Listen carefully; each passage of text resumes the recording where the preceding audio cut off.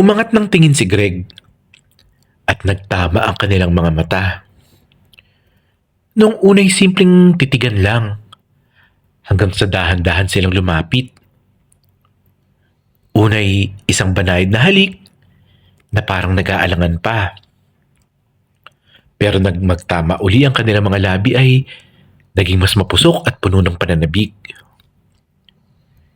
Hinaplos ni Andres ang braso ni Greg. Marahang gumapang ang kamay patungo sa batok nito. Habang si Greg na may nakapulupot ang braso sa bewang niya. Nagpatuloy ang halikan. Mas matagal, mas sabik, at mas tapat. Hindi na nila alintana ang pelikula sa harap nila. Ang bawat halik, bawat haplos, ay parang matagal na nilang inipon at ngayon lang nailabas. May mga kwentong deserve pakinggan. Kung bago ka pa lang dito sa Celeb Central, mag-subscribe ka na at samahan kaming buhayin ang mga kwentong puno ng damdamin at pag-ibig dahil baka ang maririnig mong kwento ngayon ay kwento mo na rin. Ako si Andres, 20 anyos.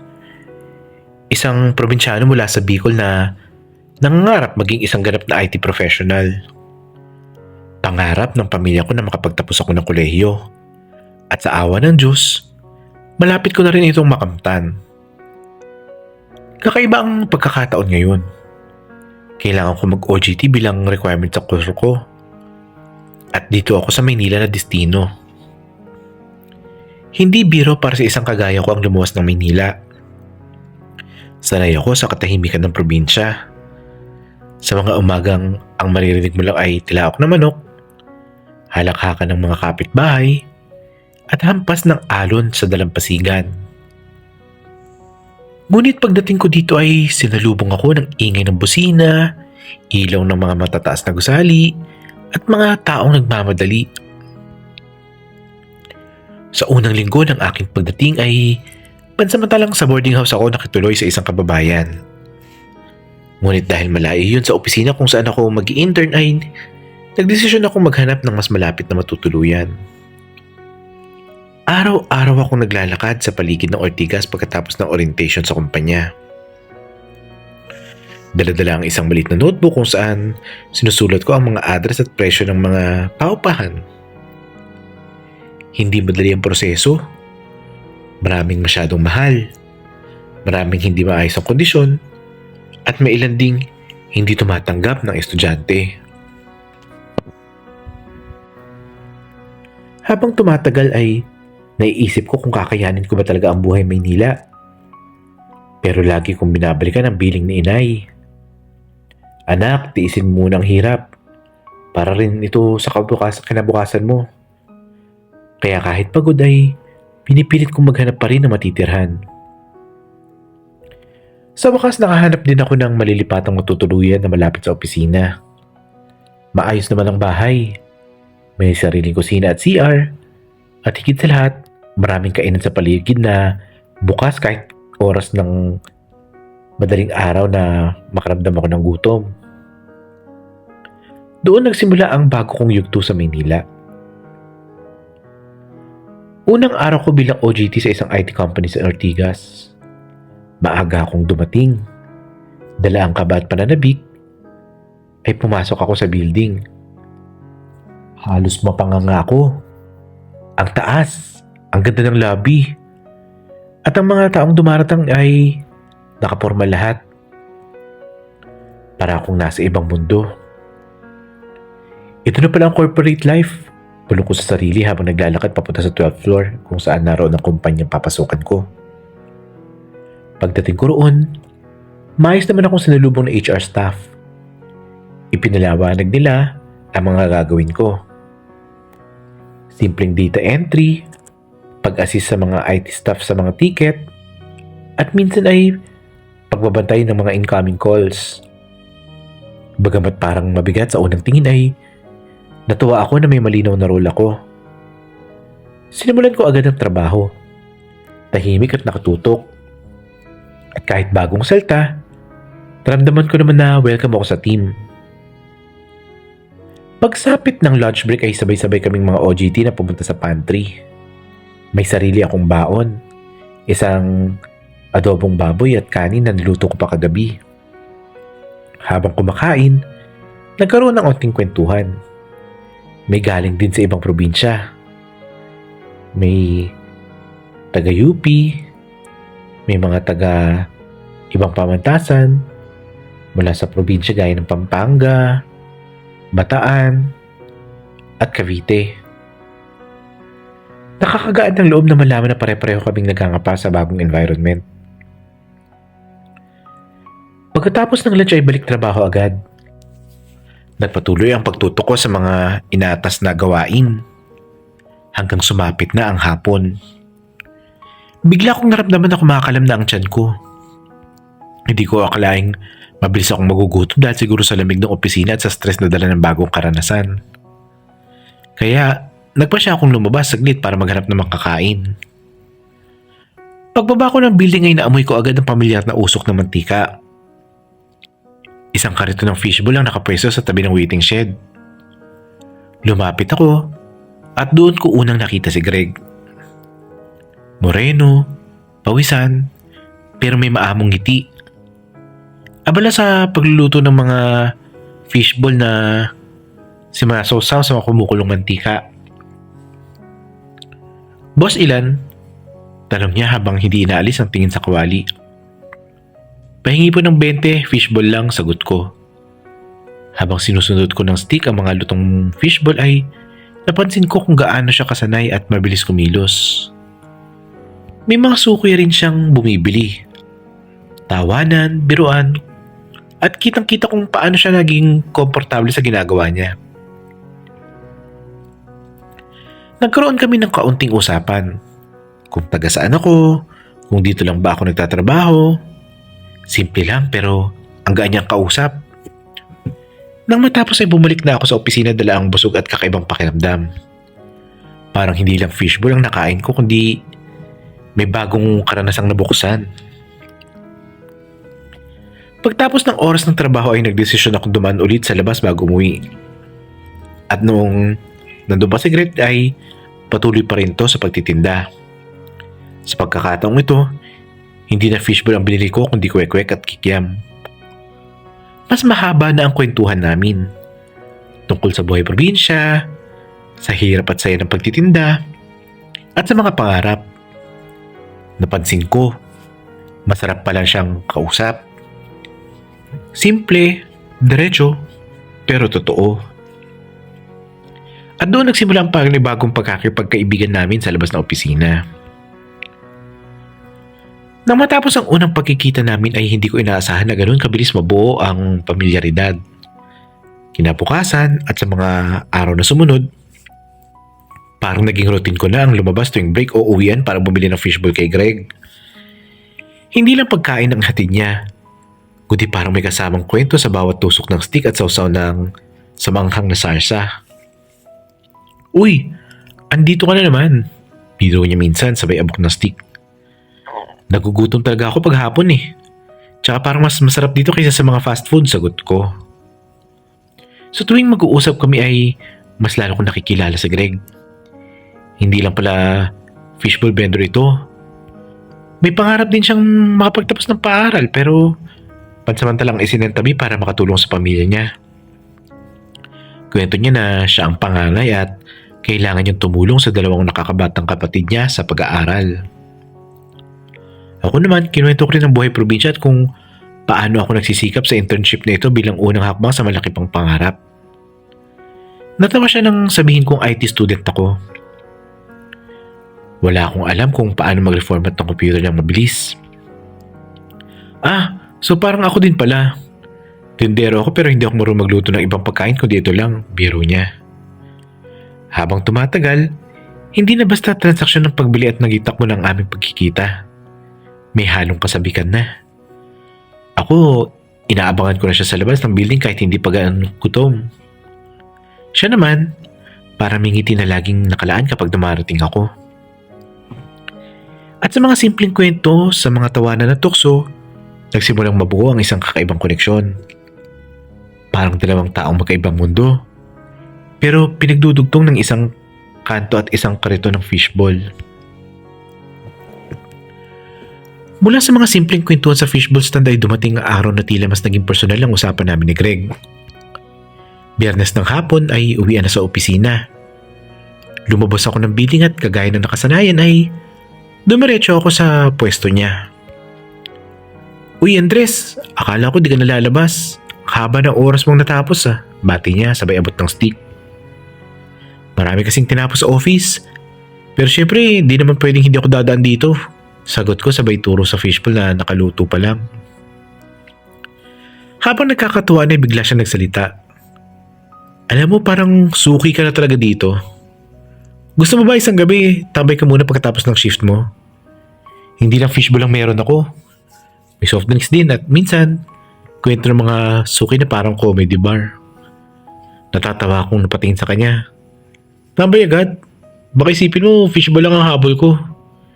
"Eh di wag fishbowl. Kwento na lang. Libre yon," sagot niya sabay kindat. Hindi ko alam pero parang may kakaiba sa tono niya. Para bang hindi lang basta vendor ang kausap ko. Yung saya sa tono niya at nangangahulugan na parang isang taong may interes na makilala ako ng mas malalim. At ako naman habang nakatitig sa kanya ay nararamdaman kong gusto ko rin sumubok. "O sige pero huwag kang magre-reklamo kung puro kwento ko sa probinsyang marinig mo ha." Biro ko. Ngumiti siya. "Mas gusto ko nga yun. Para hindi naman puro kwento ng lungsod ang naririnig ko." At doon, nagsimula ang isang paanyaya na magbubukas ng mas personal na koneksyon. Hindi lang ng tindero at ng isang suki, kundi ng dalawang taong tila unti-unting pinagtatagpo ng pagkakataon. Pagkatapos ng trabaho ni Andres ay lumabas siya ng building gayang nakagawian. Ngunit sa pagkakataong yun, napansin niyang wala ang karito ni Greg sa dating pwesto. Nagtaka siya at tumingin sa paligid. Baka nalipat lang ng pwesto pero wala pa rin. Medyo nangihinayang siya at nagpatuloy na lang sa paglalakad pa uwi. Pagdating niya sa kanto malapit sa inuupang bahay ay bigla niyang natanaw ang isang pamilyar na kariton. At si Greg. "Uy, stalker ka ata, parang sinusundan mo ako." Biro ni Andres habang papalapit. Tumawa si Greg. "Stalker agad? Dito lang talaga ako nakatira sa kabilang kanto. Magkalapit lang pala tayo ng bahay." Paubos na ang paninda ni Greg kaya inaya na lang siya ni Andres. "Tara, sabay na tayo maghapunan. May karinderya dun sa tapat at masarap daw ang ulam." Hindi na tumanggi si Greg at sumama. Doon, sa isang simpleng karinderya, nagsimula ang para bang kanilang unang date. Nag-order sila ng adobo at ginasang gulay, sabay kwento tungkol sa mga buhay-buhay. Sa Greg tungkol sa pangarap niyang makapagpatuloy ng pag-aaral at si Andres naman ay tungkol sa adjustment niya sa Maynila bilang probinsyano. Habang tumatawa sila at nagbibiroan ay hindi nila namalayan ang oras. Sa simpleng hapunang iyon parang mas lumalim ang koneksyon nila. Higit pa sa tindero at suki kundi dalawang taong nakakahanap ng kasamang makikinig at iintindi. Alam ko nakarelate ka sa mga kwento dito. Baka naman pwedeng magpalamig sa'yo. Oo, ikaw. Sino pa ba Dadalawa lang naman tayo dito. Pa-isang click naman ng subscribe button para una kang makakinig ng mga kwento namin. At syempre, kung nagustuhan mo, palike na rin. Salamat!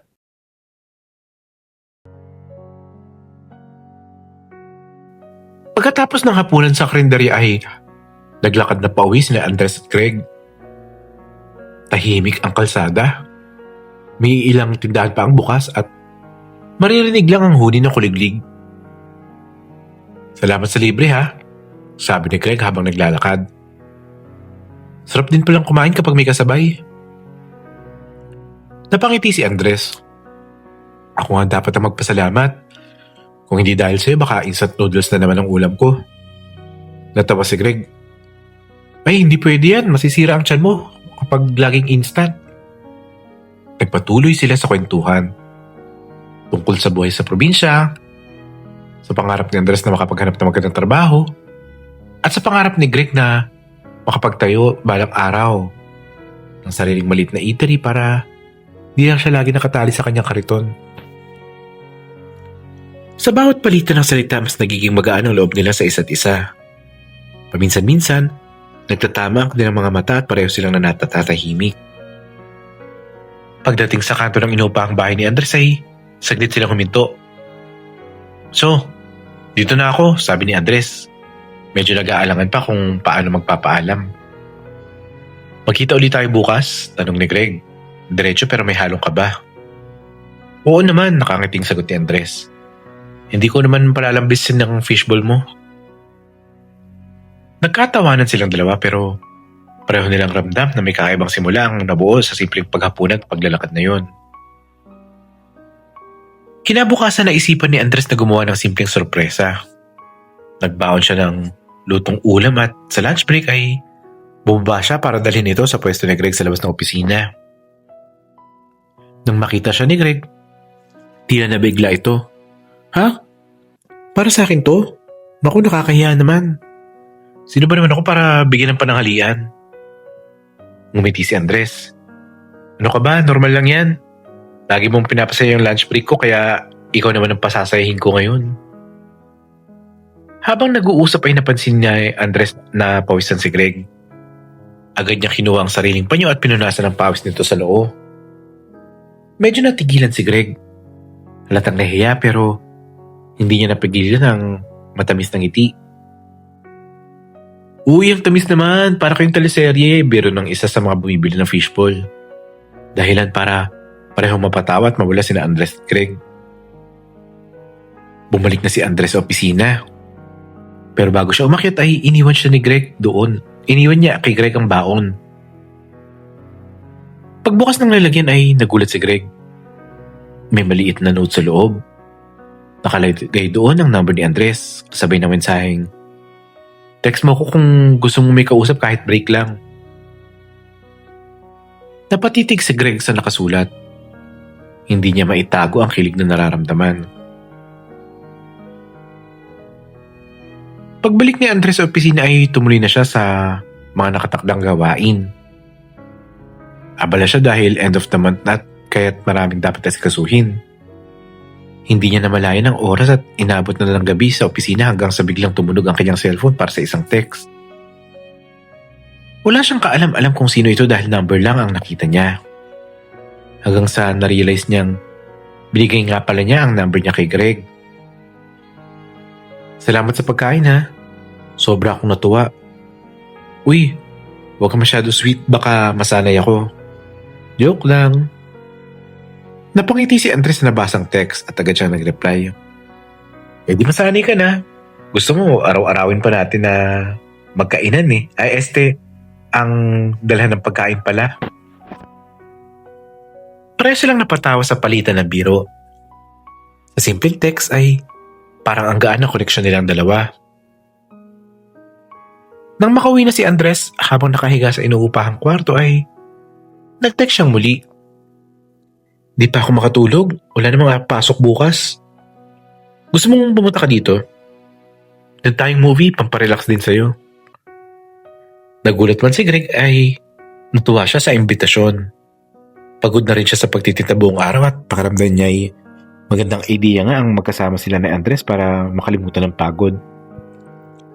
Sige, pupunta ako. Basta huwag kang tatawa kung antukin ako agad ah. At doon nagsimula ang panibagong kalabadata at ng kanilang pagkakaibigan. Isang hakbang papalapit sa mas personal na ugnayan. Medyo late nang dumating si Greg sa inuupahang bahay ni Andres. Simple lang ang suot nito. Puting t-shirt at kupas na pantalon. May konting kaba sa mga mata niya habang kumakatok sa pinto. Binuksan ni Andres at agad siyang ngumiti. Parang matagal nang hinihintay ang pagdating nito. Pasok ka, pati ni Andres. Ayos lang ba na dito muna ako magpahinga? At umupo sila sa sahig. Harap sa maliit na mesa kung saan nakapatong ang laptop. Pinili nila ang isang pelikula pero halata na pareho silang hindi nakafocus. Madalas na tumatawa si Andres sa kahit simpleng eksena lang. At si Greg naman ay pasimpleng sumusulyap-sulyap sa kanya. Habang lumalalim ang gabi ay unti-unti silang naging kampante. Nagabot ng inumin si Andres kay Greg. At nang magdikit ang kanilang mga kamay ay nagtagal ang hawak. Walang nagsasalita pero ramdam nila ang bigat ng katahimikan. Umangat ng tingin si Greg at nagtama ang kanilang mga mata. Sa unay simpleng titigan lang hanggang sa dahan-dahan silang lumapit. Unay isang banayad na halik na parang nag-aalangan pa.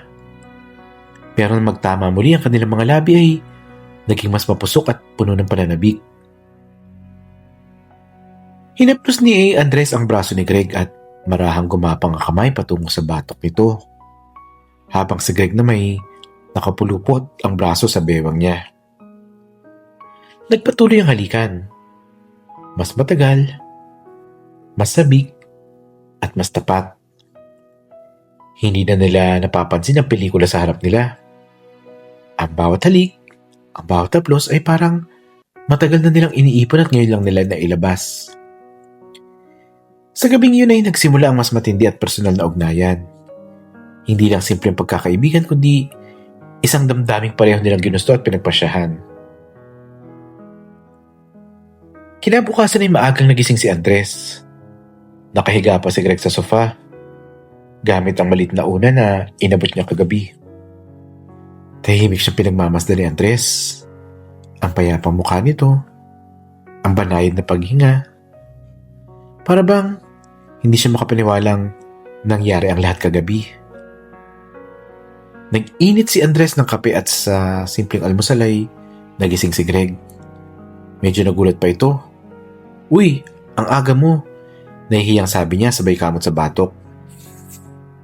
"Siyempre," sagot ni Andres habang inaabot ang tasa ng kape. "Hindi naman ako sanay na may kasama dito sa bahay pero hindi ko naman pinagsisisihan."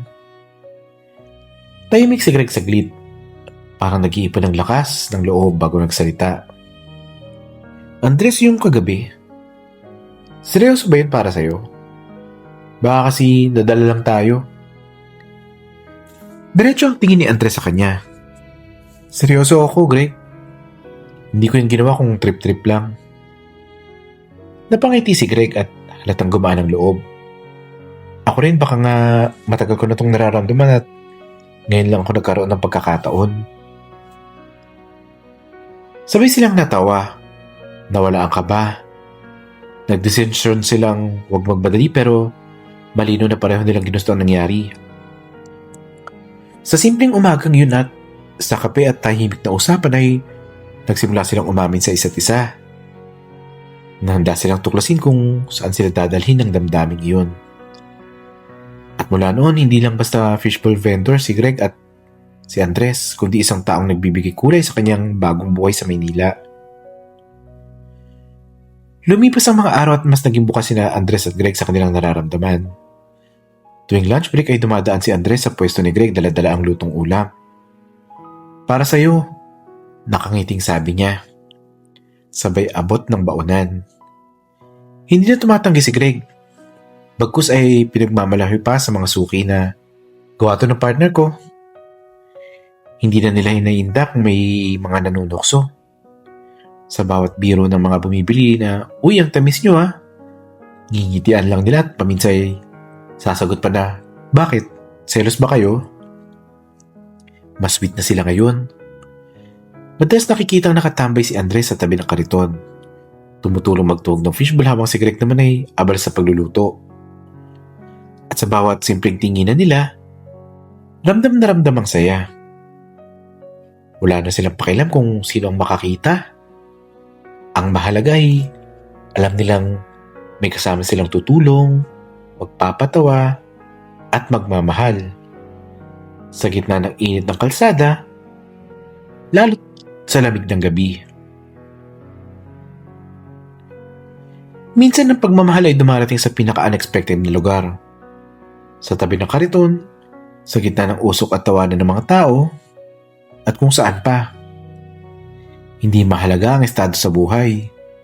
Dahil kung totoo ang damdamin ay walang mali sa dalawang pusong pumili na maging masaya. May mga kwentong deserve pakinggan.